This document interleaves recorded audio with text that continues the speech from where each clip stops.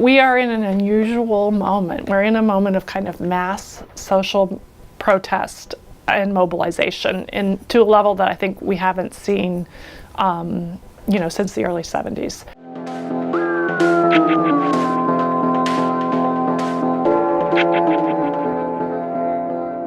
So, when I tell people I'm looking at alliances between feminists and conservatives, especially in this politically polarized moment, it seems really counterintuitive.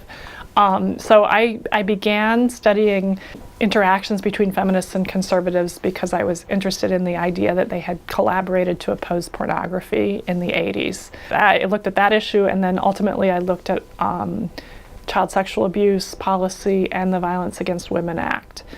And what I discovered is that in all of those cases, feminists and conservatives, they certainly weren't in coalition. But in all of these issues, they shared some similar goals, but for very different reasons. So it's this really kind of uneasy moment of I don't even want to say compromise, because it's not that either side really compromises their own positions. They just agree to support something that the other side also supports, in which they might not get everything they want.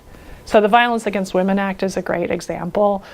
Conservatives really, really did not want to see money flowing to local prevention organizations, which mostly grow out of the women's movement, domestic violence shelters and rape crisis lines.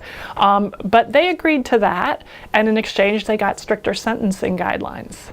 Feminists didn't necessarily want stricter sentencing guidelines, which are really problematic, and have disproportionate impacts by race and so forth.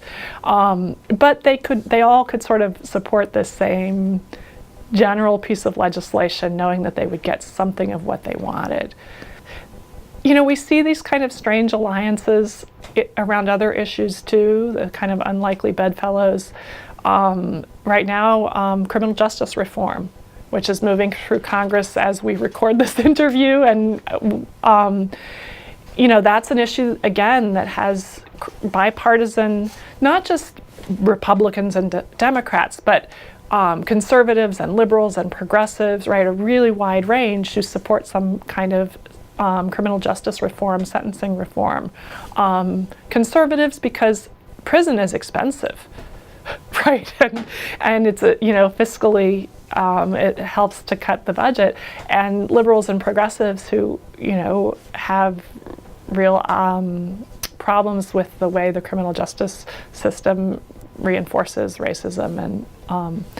So, there are these moments, and one of the things that I realized doing this book, I think activists tend to think that if you get in bed with the enemy, you're going to lose.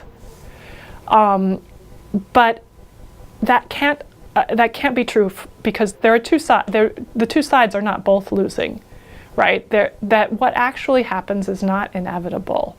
It depends on negotiation, and it depends on power. It might be that both sides lose a little and gain a little.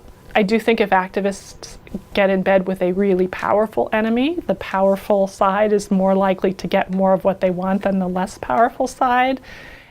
One of the things I figured out doing this research is that one of the concerns for both sides is what they'll actually get. Will the policy really advance their own priorities or not?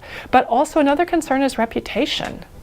Right? How do you maintain a reputation, a credible reputation with your own allies while working with the enemy? And so, around violence against women, both conservatives and feminists had to figure out a way that they could talk about the issue using similar language, but that sounded like or resonated with the way they talk about other issues. So they talked about the idea of a gendered crime. And for conservatives, the stress was on crime. And for feminists, the stress is on gendered, right? But they had this sort of shared little place where their Venn diagrams intersect, where Republicans could say, I'm supporting this because I'm tough on crime, not because I'm a feminist. And feminists could say, we're supporting this because it reduces gender inequality, not because we're signing on to a law and order agenda. There are unexpected points of convergence. And I don't know what all of those are, but in the course of my doing research, I found more unexpected points of convergence than I would have expected.